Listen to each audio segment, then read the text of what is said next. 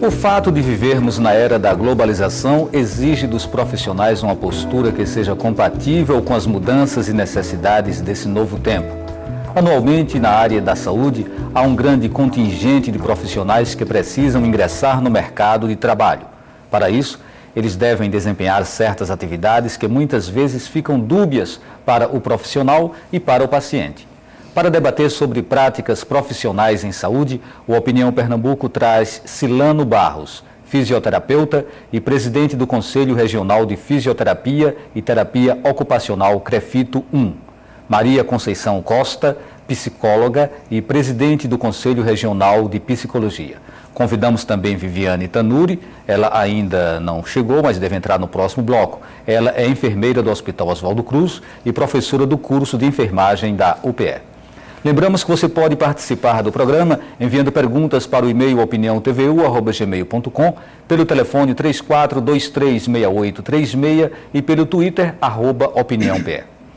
Profissionais de diversas áreas da saúde foram à esplanada dos ministérios no final do mês passado protestar contra o projeto de lei 268/2002. Conhecido como PL do Ato Médico, o projeto regulamenta as atividades dos profissionais de medicina e isso acaba interferindo em outras profissões da área de saúde.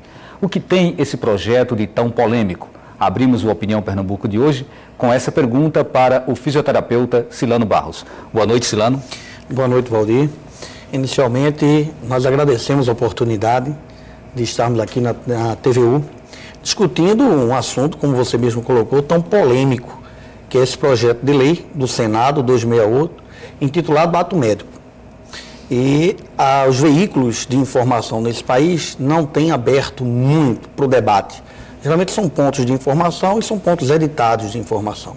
Então nós agradecemos a oportunidade e, se falando de ato médico, já comentando sobre ato médico, é importante que se diga que ninguém aqui é contra os médicos. Nós precisamos de médicos. Todos nós, seres humanos, precisamos da medicina. Nós temos parentes médicos, nós temos amigos médicos, trabalhamos com os médicos no serviço de saúde. Afinal de contas, a saúde ela é para ser interdisciplinar. As demais profissões da área de saúde devem estar juntas em prol do paciente, em prol do ser humano, da pessoa humana. Então, ninguém aqui, de antemão, é contra os médicos ou a medicina. Porém, alguns artigos desse projeto de lei, que na tentativa de regulamentar, abre aspas, e eu explico por que aspas, porque a regulamentação da medicina, na verdade, já existe. É um decreto-lei, o 20.931 de 32, ele regulamenta a medicina. Agora, é um documento, é um decreto antigo, arcaico, e a medicina evoluiu realmente de lá para cá. Então, há uma necessidade de se atualizar essa regulamentação da medicina? Há, mas é importante que se coloque os pontos nos is. Então, não é uma falta de regulamentação da medicina como se prega. Na verdade, é uma modernização dessa regulamentação que está realmente ultrapassada desde 32. O projeto já tem quase 10 anos, né, que nasceu. Tem 10 anos. Ou seja, 10 anos é um tempo bastante longo. Por que está demorando tanto? Ele tem encontrado tantas barreiras? Na verdade, ele começou bem acelerado. Ele foi aprovado rapidamente no Senado, como nós chamamos na calada da noite, né, sem discussão. E aí ele foi para a Câmara, porque o artigo 65 da Constituição Brasileira deixa claro que quando um projeto de lei inicia-se numa casa legislativa, ela tem que seguir a outra casa. Se for aprovada, sem alteração, aí sim segue para a Presidência da República. Se não, volta àquela casa de origem. Então ela saiu do Senado, foi aprovada, foi para a Câmara, teve muita discussão na Câmara, mas também foi aprovada de forma que, sem muito atenção das demais profissões de saúde. E, resultado, esse projeto voltou ao Senado. E na volta ao Senado, nós tivemos uma maior oportunidade de discutir esse projeto. Como ele foi muito mexido na Câmara dos Deputados, então no Senado agora, nessa volta ao Senado, ele pode ficar somente em uma das duas formas. Ou ele fica no formato que saiu do Senado, ou ele fica no formato que voltou da Câmara. Ou, no máximo, cabe algumas emendas de redação. Mas o projeto é polêmico porque alguns artigos desse projeto realmente limitam as demais profissões da área de saúde. Daqui a pouco a gente vai falar sobre alguns desses pontos que são considerados polêmicos. Eu queria antes fazer um registro de que para esse programa nós convidamos representantes do Sindicato dos Médicos ou do Conselho Regional de Medicina, mas aí tivemos a negativa, né? Ninguém quis participar dessa discussão, dessa mesa aqui no Opinião Pernambuco. E aí, Conceição, houve esse movimento de alguns profissionais de outras áreas no final do mês passado, que a gente citou inclusive na abertura do programa. Qual foi o saldo desse movimento, né, dessa pressão que foi feita pelos profissionais da área de saúde? Boa noite, Valdir. Em nome do Conselho de Psicologia, né, do Sistema Conselhos, nós agradecemos o convite para estar no programa que, como diz o nome, forma opinião. Na verdade, essa mobilização agora do final do mês, de maio, ela é um somatório de várias mobilizações, que foram essas mobilizações que definiram que esse projeto não fosse de pronto aprovado recentemente. Então, a gente tem vindo numa luta, várias profissões, há algum tempo. O grande saldo é esse, é que a luta que traz realmente a possibilidade dele não ser, de fato, votado. Para nós, Sistema Conselho de Psicologia, ele deveria ser arquivado, porque no todo ele não contempla um diálogo sobre uma saúde pública de qualidade e uma saúde pública que tem avançado com o SUS, que diz que nós somos saúde intersetorial, interdisciplinar, como bem lembrou o colega Silênio, né? Na verdade, nós somos múltiplas profissões, falando do humano, né? E aí o grande saldo é que as mobilizações demonstram isso. De fato, é uma pena o CREMEP não estar aqui, o CREMEP é parceiro em algumas ações do Sistema Conselho, mas nessa hora a gente está em campos opostos. Embora a gente entenda, como bem reforçou Silênio, que não é você regulamentando uma profissão, nós somos totalmente a favor de que a medicina seja regulamentada, porque ela é uma profissão importante para a saúde, mas não é a única. Não é regulamentando a profissão que você vai regulamentar outras. O que a gente quer é o avanço da saúde pública nesse país e o ato médico é um retrocesso para nós. O que está acontecendo? O médico quer ser tão generalista ao ponto de poder atuar como psicólogo, como fisioterapeuta, como terapeuta ocupacional, é mais ou menos por aí? Não, eu diria que se trata de um equívoco, de compreender, na verdade, o que é uma política pública de saúde e que tem avançado, inclusive, com o apoio com a luta dos médicos, né? Que é legítimo querer a regulamentação. O que acontece não é empoderamento, não é que os médicos queiram ser absolutos no seu fazer, né?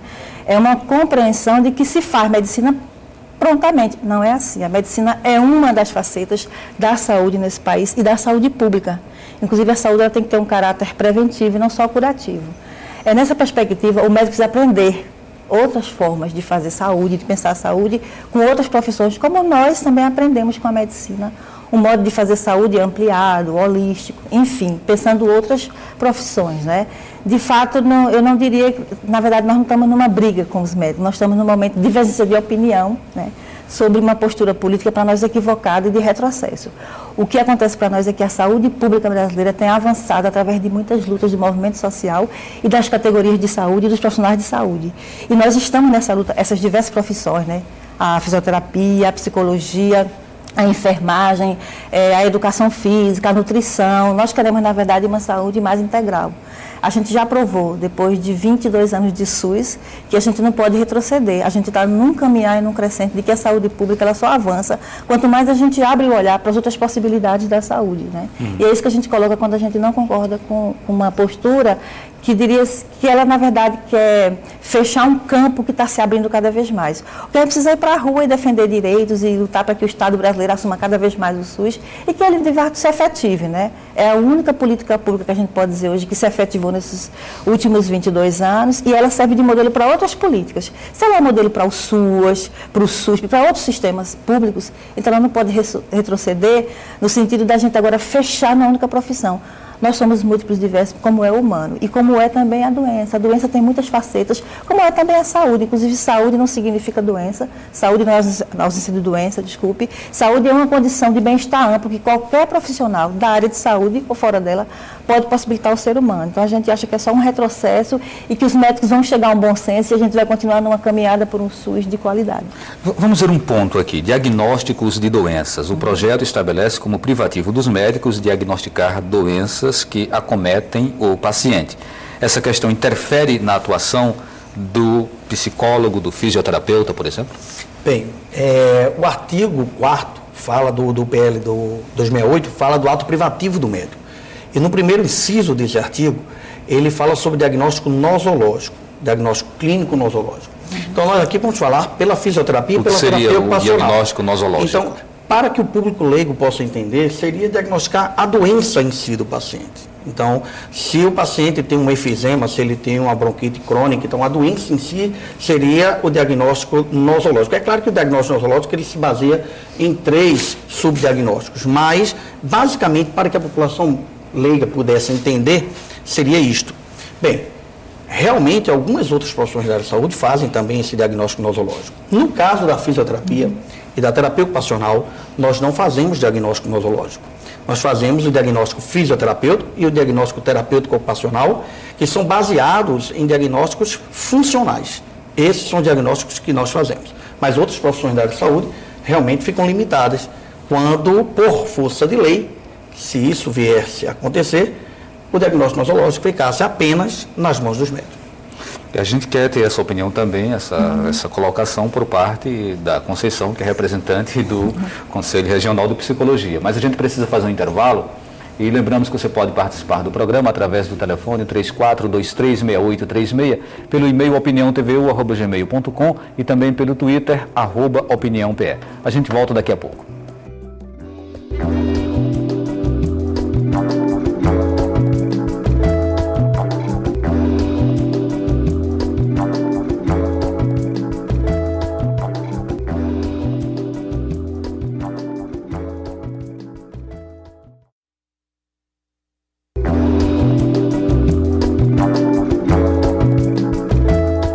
O Opinião Pernambuco está de volta e hoje discutimos práticas profissionais em saúde. Para o debate, convidamos Viviane Tanuri, enfermeira do Hospital Universitário Oswaldo Cruz e professora do curso de enfermagem da Universidade de Pernambuco. Ela, inclusive, chegou um pouco atrasada, mas o importante é que chegou. Boa noite, professora. Boa noite. Eu queria pedir desculpa pelo atraso, mas realmente o trânsito é uma coisa séria nessa cidade. O nosso outro convidado é Silano Barros, fisioterapeuta e presidente do Conselho Regional de Fisioterapia e Terapia Ocupacional, o CREFITO 1. Maria Conceição Costa, psicóloga e presidente do Conselho Regional de Psicologia. E a gente deixou a pergunta no ar, no bloco anterior, exatamente para a Conceição. Até que ponto o médico ele pode assumir todos os diagnósticos como está previsto no projeto de lei do ato médico? Em ponto nenhum. Um psicólogo nunca vai fazer uma avaliação de diagnóstico de saúde de um pé quebrado ou de um pé queimado como o meu. Não vai poder fazer, né? Quem faz isso é o médico, o fisioterapeuta, o médico, o ortopedista. Nós não vamos fazer nunca um diagnóstico de uma visão cansada como a minha. Quem vai fazer isso é um médico, é um oftalmologista. Assim como o médico não pode fazer uma prescrição nosológica ou dizer o que é na saúde mental que pode interferir ou não interferir na vida de uma pessoa, na vida de um ser humano, né? Quem vai fazer isso é uma psicóloga, é um psicólogo, né? Assim como a nutricionista vai dizer, é na nutrição que a gente vai saber como é que a gente pode se alimentar, como é que a gente pode usar um tipo de medicação que vai ajudar, inclusive, que o organismo absorva melhor aquela medicação. Enfim, ninguém tem o poder absoluto de diagnosticar nada sobre ninguém. Por isso que nós somos intersetorial e multidisciplinar. Nós somos profissionais que nos encontramos. Para nós, da psicologia, qualquer profissional de saúde, dentro do setor saúde, pode fazer seu diagnóstico sim e prescrever qual é a melhor forma daquele tratamento se adequar. Eu não posso falar, por exemplo, de meu pé quebrado se eu não recorrer a um fisioterapeuta para voltar a ter uma habilitação na minha perna, né? O psicólogo nunca vai fazer isso. A gente vai perguntar ao profissional que nos ajude, né? Quando isso afeta o indivíduo como um todo, o seu emocional está também prejudicado, aí a gente dialoga com esse profissional, seja o médico, a enfermeira, seja o fisioterapeuta, seja o terapeuta ocupacional, para a gente saber qual é o melhor encaminhamento conjunto. A gente reafirma isso. É um trabalho conjunto, não pode ser um trabalho individualizado. A gente está numa saúde que ela precisa promover a dignidade humana e a autonomia do sujeito. Então, se eu fecho no diagnóstico de um único profissional, eu estou fechando a possibilidade do humano, inclusive, se integrar socialmente, porque nós não somos um pé, uma orelha, uma boca, um olho, nós somos inteiros. Então, o diagnóstico nunca pode ser feito por um único profissional ou numa única dimensão, né? É multidimensional. Conceição, é um embate. Digamos numa hipótese que as outras profissões, né, que não estão incluídas na área médica, perdessem essa batalha. Qual seria a consequência? Qual seria o impacto disso? Para a sociedade, enorme. Imagina você não poder, você é jornalista, você não poder escolher que você precisa de uma psicóloga terapeuta ocupacional, você quer ir para um nutricionista fazer uma reeducação alimentar. Imagina, é uma perca para a sociedade. Não é para mim individualmente, não é para o físio, não é para a TO individualmente, é para a sociedade. Você não poder chegar a um lugar e escolher que especialidade de saúde você vai poder usar, porque tem por trás disso uma ditadura estabelecida aí, né, de que alguém vai dizer, como acontece já hoje o ato médico, no plano de saúde, você só tem direito a certas consultas, por exemplo, com o psicólogo, se você for encaminhada pelo médico. Isso é um erro. Isso é um erro, inclusive, da autonomia das pessoas. Né? Isso é um erro na saúde pública e na saúde privada. Isso é um erro. Então, o prejuízo não é individualmente para as profissões só. É um prejuízo para nós, mas ele é menor.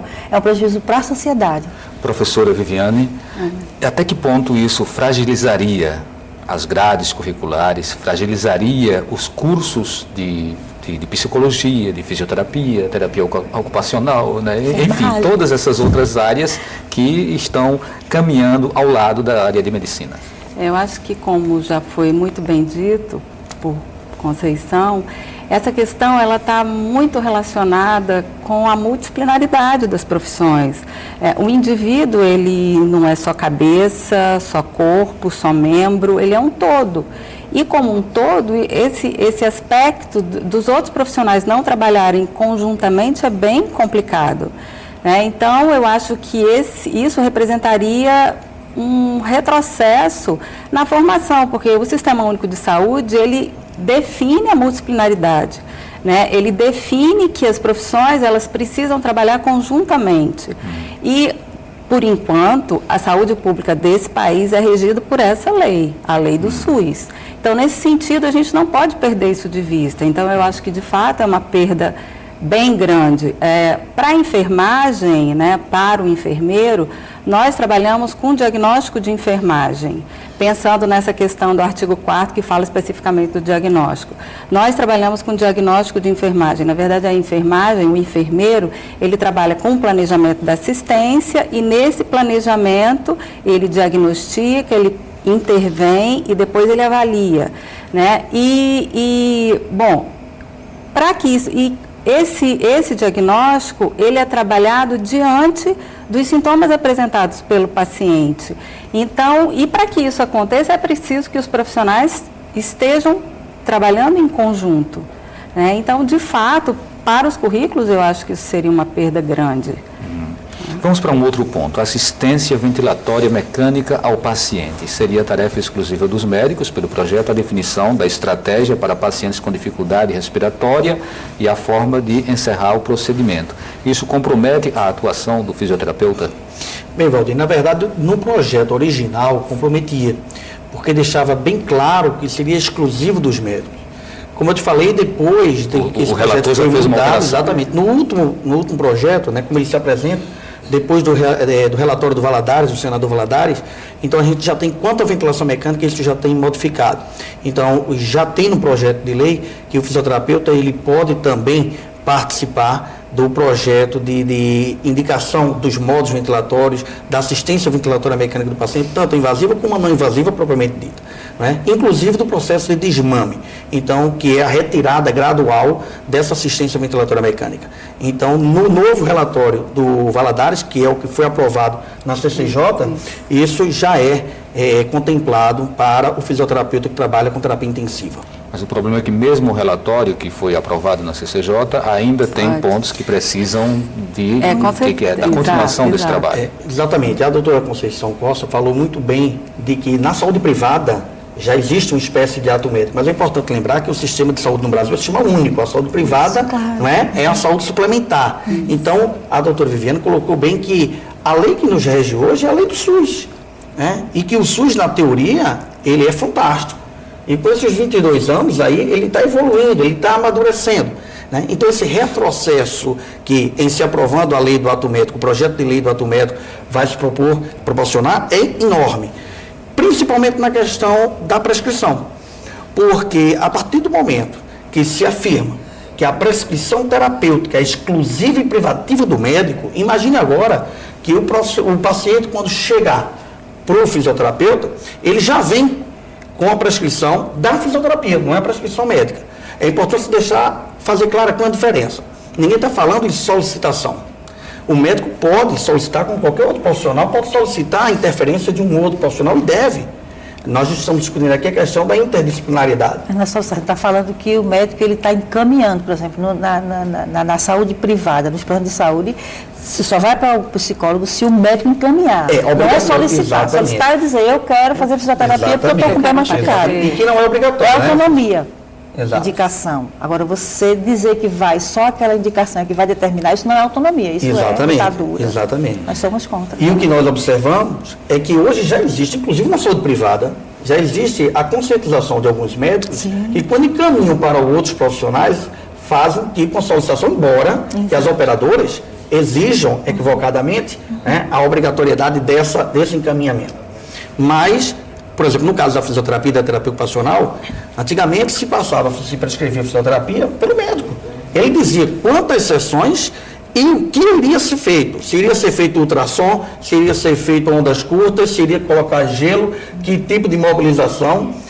Ou seja, o fisioterapeuta, ele está dentro de uma faculdade, o aluno, o acadêmico, passa 5 anos na graduação, sai de lá, ele procura se pós-graduar, e depois ele vai ter que receber uma carta, uma receita de bolo pronta, e ele tem apenas que executar aquela receita de bolo, feita por um profissional que não estudou a fisioterapia, que não estudou a terapia ocupacional e as demais profissões.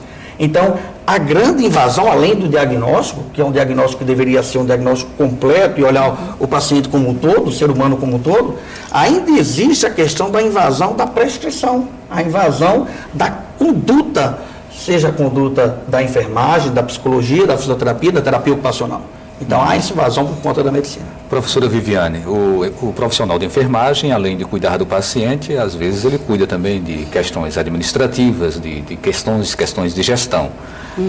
Pelo projeto, até que ponto está em ameaça a perda desses direitos, dessas prerrogativas por parte do profissional de enfermagem? Bom, pelo projeto, existe um artigo específico, um parágrafo específico que fala exatamente disso, né?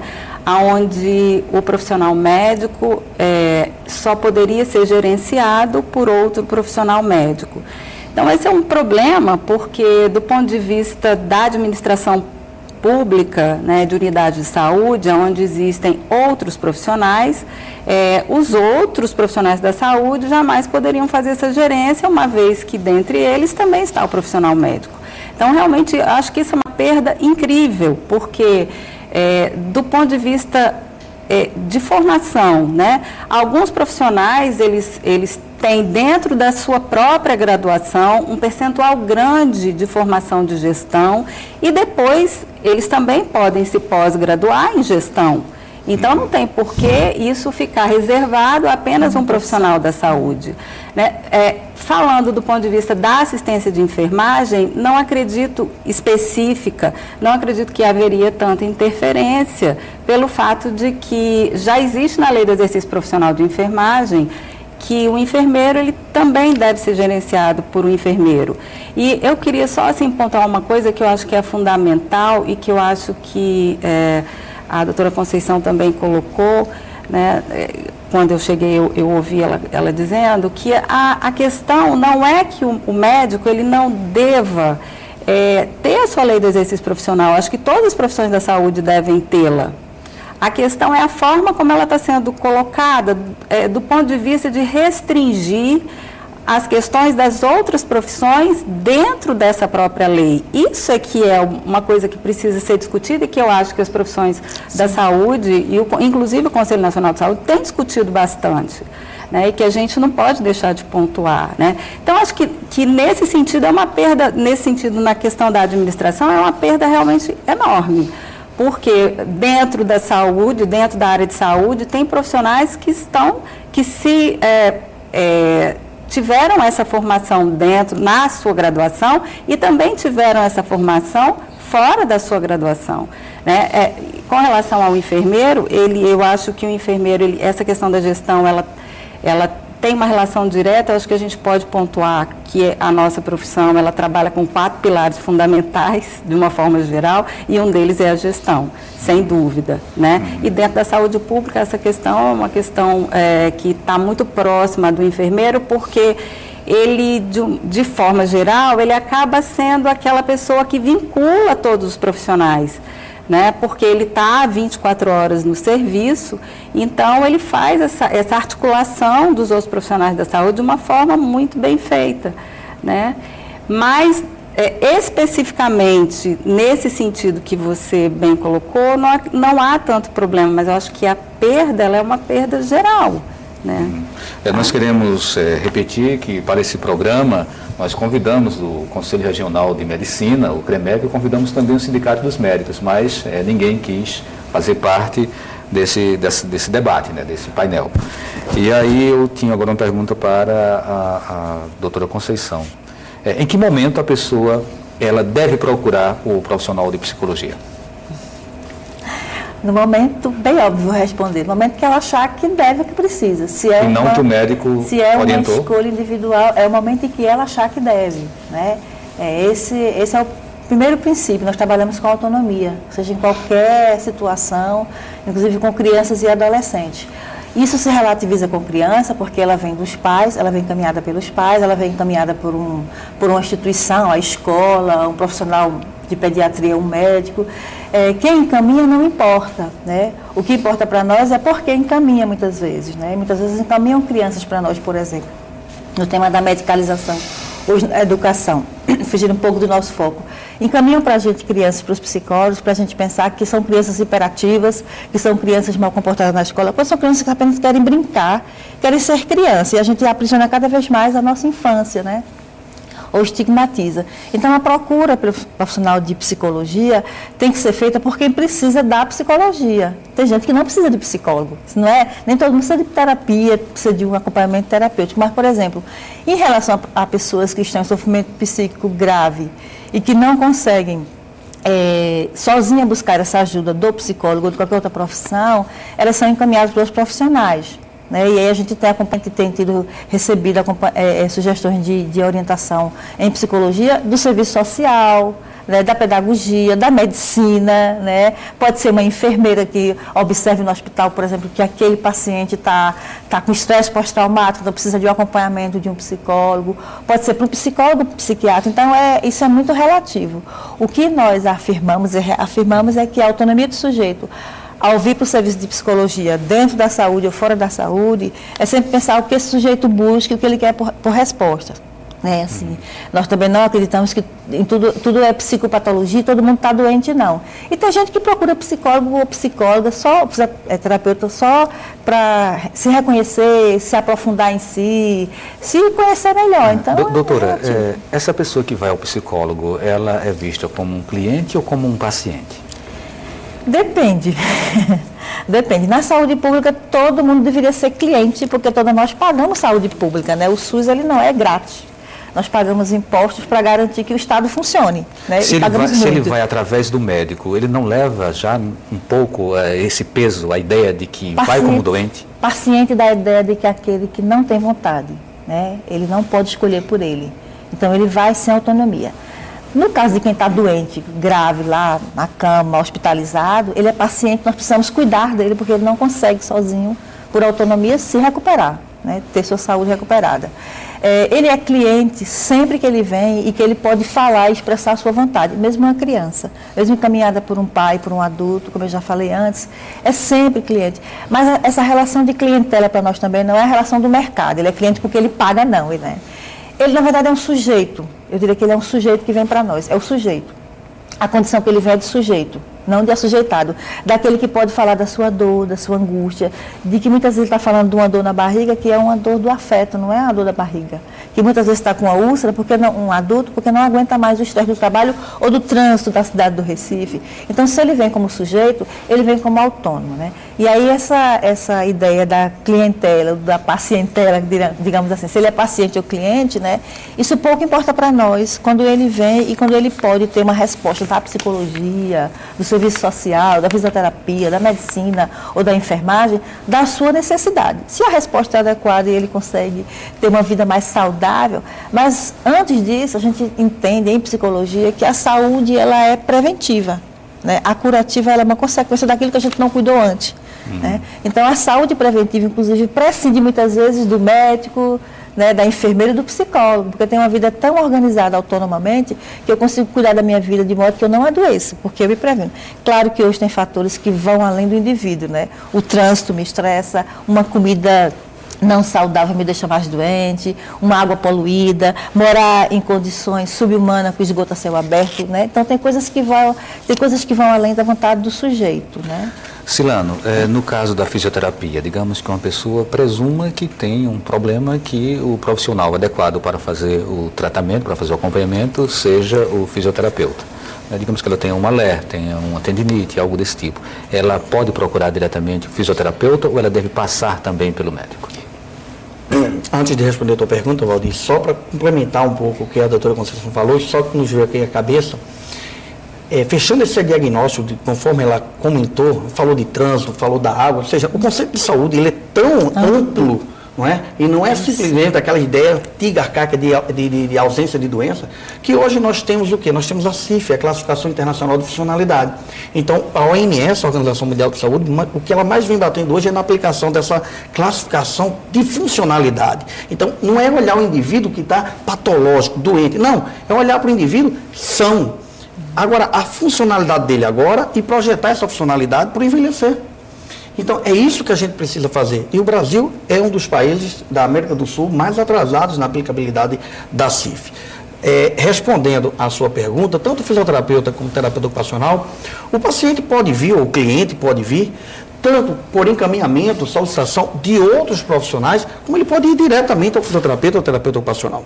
Imaginemos que um indivíduo ele apresente uma certa dor ou uma limitação de movimento na coluna, pode ser lombar ou torácica, e ele procure imediatamente um fisioterapeuta que tem uma especialidade hoje em osteopatia, em quiropraxia. E se esse profissional observa que o que existe ali apenas é uma limitação de movimento causada pelo próprio estresse, pelas contraturas musculares, ele vai resolver essa situação. Da mesma forma, o terapeuta ocupacional, que trabalha com a atividade, com o treinamento das AVDs, da atividade de vida diária, ele é um profissional hoje que trabalha diretamente com a tecnologia assistida. Então, existem pacientes que têm a dificuldade, por exemplo, de levar o alimento à boca. E hoje, através da terapia ocupacional e da tecnologia assistiva que a terapia ocupacional trabalha, nós vamos adaptar o instrumento para que aquele paciente, mesmo com as suas limitações, possa fazer aquele movimento tão importante para o seu dia a dia. E não precisa que um outro profissional veja isso e encaminhe para o terapeuta ocupacional. Se a população tem essa consciência de que é aquele profissional, o terapeuta ocupacional, que trabalha com tecnologia assistiva, por que não vai direto ao terapeuta ocupacional? E isso vai diminuir as filas no sistema único de saúde, isso vai diminuir toda uma burocracia de ter que passar para um profissional único para que aquele profissional, então, ele possa dirigir o paciente ou o cliente para os demais profissionais. Então, ele pode vir, sim, encaminhado por outro profissional, qualquer que seja ele, como ele também pode vir diretamente ao fisioterapeuta ou terapeuta ocupacional. Doutora Viviane, quando a gente fala, doutora, não sei se gosta desse termo, né? Eu prefiro ser doutora na formação acadêmica, né? Não, eu faço doutorado. Faz doutorado, né? Então tá quase doutora. Daqui a pouco. Quando a gente fala do profissional de enfermagem, eu até já toquei nisso um pouco, a gente associa muito ao cuidar o paciente. Qual o conceito de cuidar do paciente? A gente quer que a senhora traga essa resposta no próximo bloco, que a gente precisa fazer mais um intervalo. Lembrando que você pode participar do programa através do telefone 34236836, pelo e-mail opiniãotvu@gmail.com e também pelo Twitter, @opiniãope. E a gente volta daqui a pouco.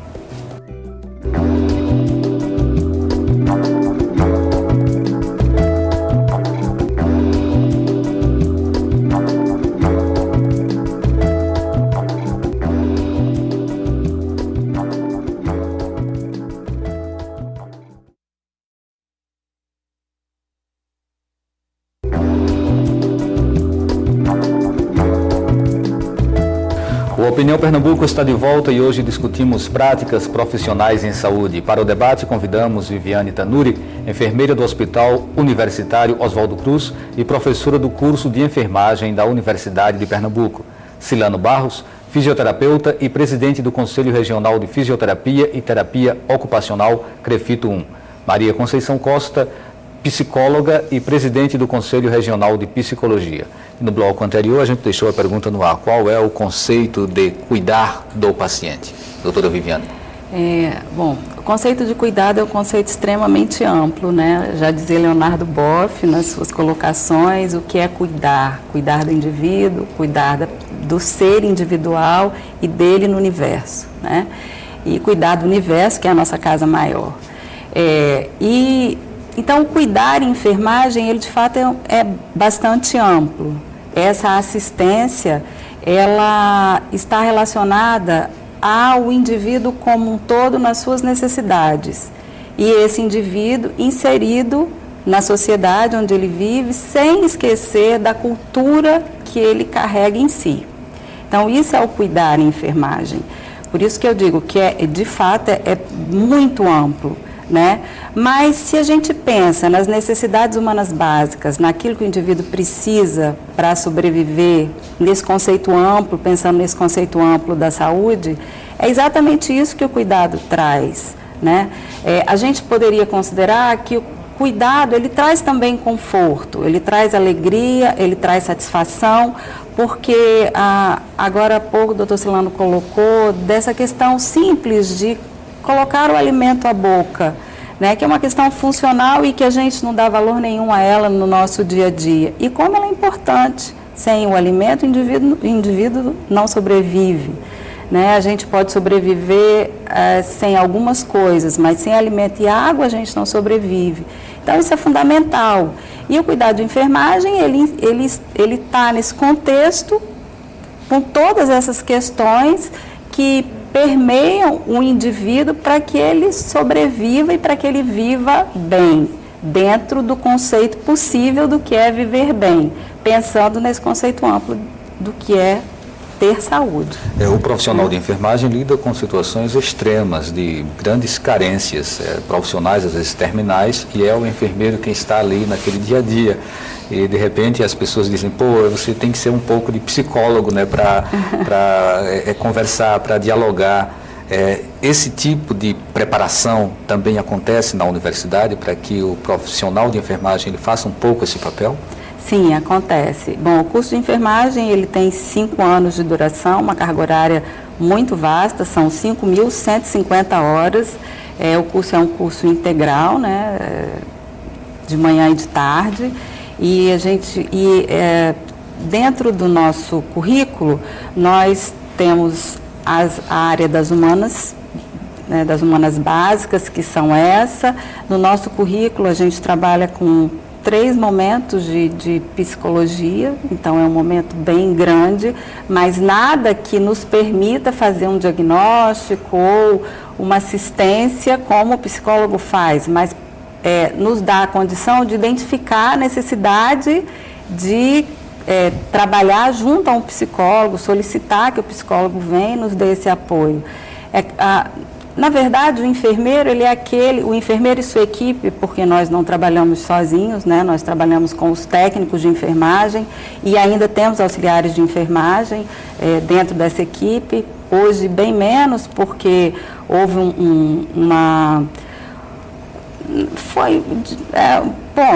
houve assim uma força grande da enfermagem de uma forma geral para que a gente diminuísse os auxiliares de enfermagem e que formasse os técnicos de enfermagem, né? Então hoje realmente a gente tem menos auxiliares de enfermagem.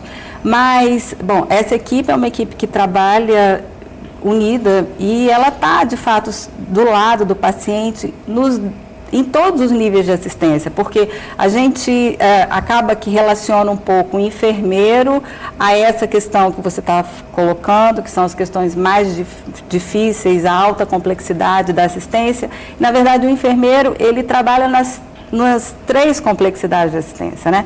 Na baixa complexidade, na média complexidade, na alta complexidade.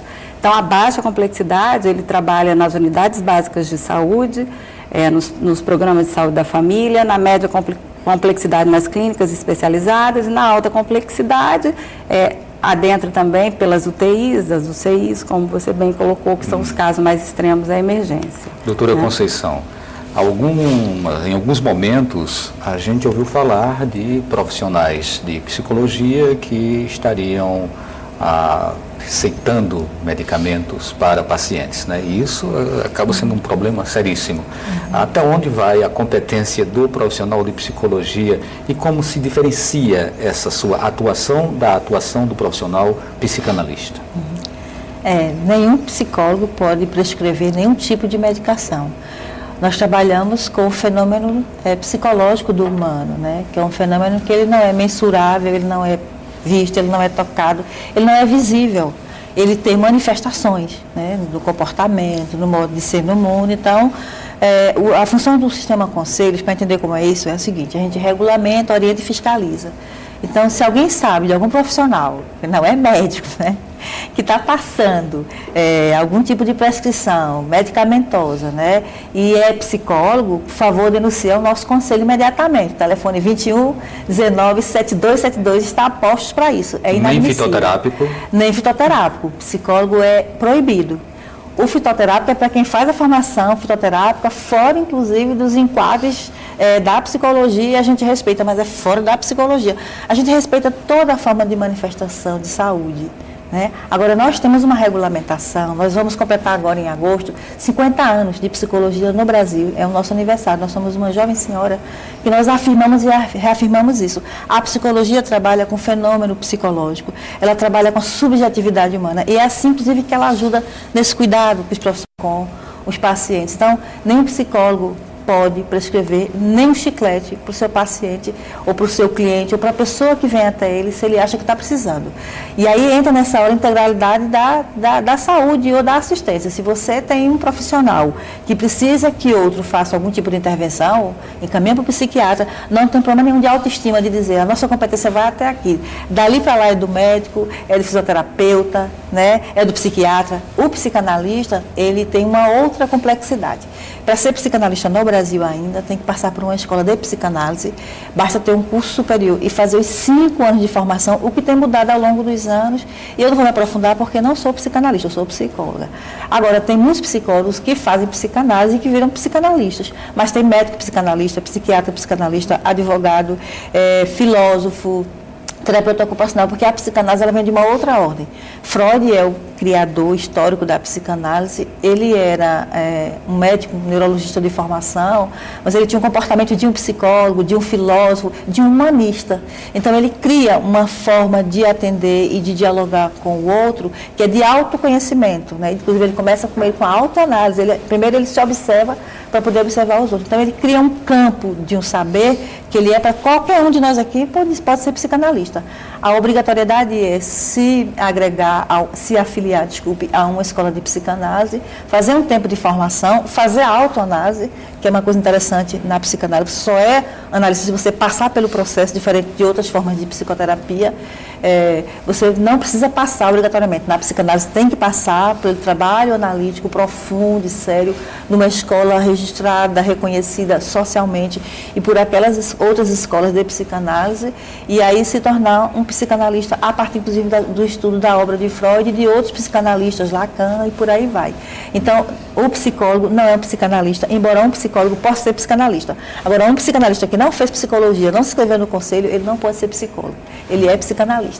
Ok. Tem uma pergunta aqui de Raimundo Silva, de Olinda. Porque no passado os médicos se apoderavam de todas as profissões e áreas da saúde, como farmácia, nutrição, etc. Silano? Bem, a questão da evolução. No passado nós não tínhamos as profissões com seus campos tão bem delineados, tão bem traçados. Daí a necessidade hoje dos conselhos, para que possa exercer a fiscalização, né? A devida fiscalização do exercício profissional de cada um. Porque esse é um grande problema também, e que nós não vamos aqui focar somente principalmente na profissão médica, né? Hoje nós temos muitas vezes um profissional que não sabe exercer sua própria profissão.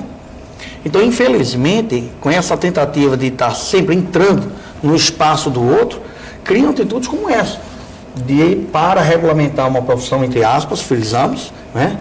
O profissional, às vezes, está passando por cima, uma profissão está passando por cima de outra, porque está com medo que venham lhe ferir o seu exercício profissional. Então, na verdade, o que nós observamos é que, no passado, não existia o número de profissões que nós temos hoje, e com suas áreas bem delimitadas. Então, isso caía muitas vezes nas mãos dos médicos. Mas, retrocedendo ainda mais, esse passado, não eram os médicos, eram os curandeiros. Existiam os curandeiros. E eram as mulheres que trabalhavam com as ervas, não eram os homens. Era uma sabedoria que vinha muito do feminino. Eram as mulheres. O parto era natural, eram as mulheres que eram os escravos. E os escravos, sim. Se nós formos observar, nas guerras, não as guerras tecnológicas de hoje, que é de botãozinho, né? Mas nas guerras medievais, o cirurgião, o médico, aquele que cuidava da área de saúde, era muitas vezes aquele que não tinha condições de guerrear. Então, aquele que não tinha força física, então ele passava e muitas vezes era o quê? Ele saía por ali com o óleo quente, cauterizando a cru os ferimentos de guerra. Então, isso, você está menosprezando a cirurgia, com isso não, você está dizendo que houve uma evolução. Então, os procedimentos evoluíram, as profissões evoluíram e, diante do seu espaço bem delimitado, hoje necessitam que eles se respeitem e que aí está a beleza da integralidade do SUS, né, de respeitar cada profissional e seus espaços. Viviane, tem um ponto aqui que é meio delicado. Tem uma matéria do jornal Estado de Minas que diz: erros com crianças colocam alerta na enfermagem. Novo caso de bebê que recebeu leite na veia expõe má conduta de enfermeiros, técnicos e auxiliares. Entre 2010 e 2011, denúncias contra esses profissionais cresceram 20% em Minas. Este ano, média é de 3 queixas por semana. Aí a pergunta: quando esse tipo de problema ele acontece? Qual a origem disso? É uma má formação na universidade? É a falta de vocação do profissional? O que é que acontece? Porque a gente citou aqui um exemplo, mas são muitos casos que a gente tem ouvido nos últimos anos. Bom, na verdade, assim, o que a gente tem ouvido com essa frequência e que tem sido noticiado pela mídia e etc., são questões muito relacionadas à formação e a atitudes do técnico em enfermagem, né? A gente não tem, assim, com frequência, esse tipo de colocação do enfermeiro propriamente dito. Mas eu acho que isso não deixa de ser muito importante para que a gente faça uma reflexão, até porque quem forma os técnicos em enfermagem são professores, enfermeiros também, não apenas professores e enfermeiros, porque nessa formação existem outros professores com outras formações, mas especialmente professores e enfermeiros. E aonde então estaria essa questão? Bom, a questão da vocação, existe um fundamento, né? Porque, sem dúvida, é importante que se tenha vocação, mas isso não quer dizer que o profissional ele não possa ter sido bem formado, né? Eu acho que todo profissional ele precisa ser bem formado. E a gente tem discutido isso bastante dentro no aspecto da formação, porque o que aconteceu? Nos últimos 15 anos, mais ou menos, houve um boom de escolas.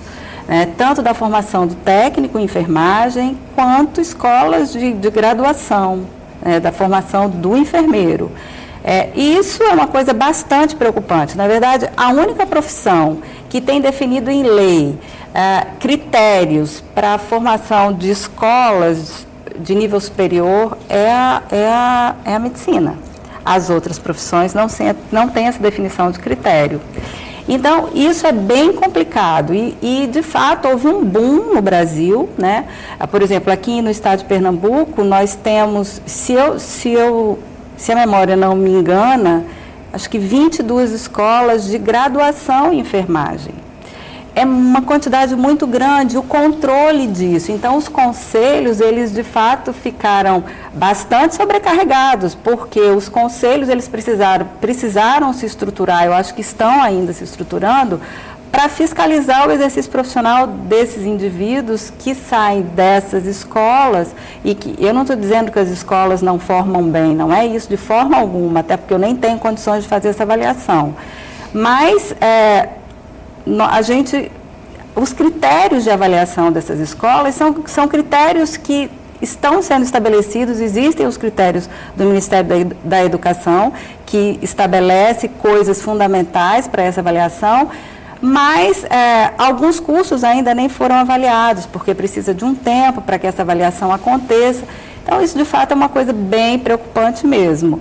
Dentro da universidade, a gente tem discutido muito isso. As universidades públicas têm outro critério de avaliação. E daí, de fato, os profissionais são bem mais... Assim, a formação ela é muito focada em algumas questões, né? E esse controle realmente é mais forte aí. E tudo isso mostra o peso da responsabilidade dos profissionais dessas áreas, né? Porque estão lidando com vidas. Eu vou fazer aqui uma pergunta da Maiara, aí você responde a pergunta e faz essa complementação, tá, doutora Conceição? A Maiara Guerra, ela pergunta, né? Por tratar-se de reserva de mercado inconstitucional, o quanto o ato médico prejudica as outras profissões da área de saúde? Bom, já falei sobre isso, mas é sempre bom reforçar, né? Ela prejudica as profissões, mas prejudica muito mais a sociedade, né? A gente perde o direito de escolha. O indivíduo, o sujeito, ele não pode mais escolher a especialidade a qual ele vai recorrer, porque tem aí um espaço fechado que só o médico vai dizer, o poder de dizer para onde ele deve ou pode ir, se o médico não disser. Certo, e complementando a E aí, complementando, tudo que Viviane traz eu acho que é importante, mas tem uma coisa que a gente precisa pensar quando está falando da saúde pública brasileira, da saúde pública no setor público e privado. Essa história que você trouxe aí, eu ouvi algumas dessas coisas na mídia e vinha de tanto do setor público quanto do setor privado, né? E eu fiquei pensando assim, trabalhando, sendo usuária do serviço de saúde, de enfermeiros, enfermeiras e técnicos, eu fiquei pensando também que tem uma responsabilidade aí que não é do profissional, é institucional, da sobrecarga de trabalho, né, dos plantões que as pessoas têm que continuar, porque aí você fica na estabilização do profissional da formação, que é fato, Viviane tem muita razão sobre isso, mas assim, que hospital é esse privado que paga mal e que obriga, por exemplo, uma pessoa a dar um plantão e a substituir um colega que falta, porque não tem quem substitua naquele momento para ele descansar enquanto o outro não vem, né? E na saúde pública, né? Que serviço público é esse que está se garantindo para a população? Não é só... Em que as pessoas não têm condições, por exemplo, de ter a prescrição medicamentosa necessária, porque aí você fica dizendo que foi o enfermeiro ou o técnico que errou. E eu acho que ele não erra só, é a instituição que falha. Não é só criminalizar o enfermeiro, o técnico e nem tampouco a profissão. De jeito nenhum. É ver as condições, sempre as condições. Eu queria chamar a atenção para isso, que na hora que eu falei, eu pensei e depois acabei esquecendo de colocar. Mas eu acho que isso que você colocou é um ponto assim, fundamental nesse contexto todo. E eu queria agregar a esse ponto uma outra questão importante, que é salário. Então, acho que a gente não pode esquecer dessa situação, que é uma situação gravíssima, que a profissão, de uma forma geral, e eu acho que todas as profissões da área da saúde, fora o médico, que o médico ele se estabeleceu de uma forma diferente. Nós todos tínhamos antes os mesmos salários e, de repente, essa coisa, enfim. Certo. Então, eu acho que isso salário é fundamental. Eu recebi aqui a pontuar. informação que o nosso tempo realmente chegou ao final. Eu queria que você respondesse somente num sim ou no não. Uma pergunta aqui do Paulo Melo, do IPSEP. Eu gostaria de saber se o fisioterapeuta pode dar um parecer de afastamento do trabalho no caso de lesões para fins de obtenção de auxílio-doença no INSS. Não dá? Não. Sim, mas tem também os seus detalhes. Hoje em dia existe o fisioterapeuta do trabalho, ele pode sim laudar, certo? O profissional, sim. Tá, gente, desculpa ter sido nessa pressão agora no final, né? Muito obrigado pela participação de vocês. A gente agradece também a sua participação e o Opinião Pernambuco volta amanhã com o tema O Amor. Boa noite e até lá.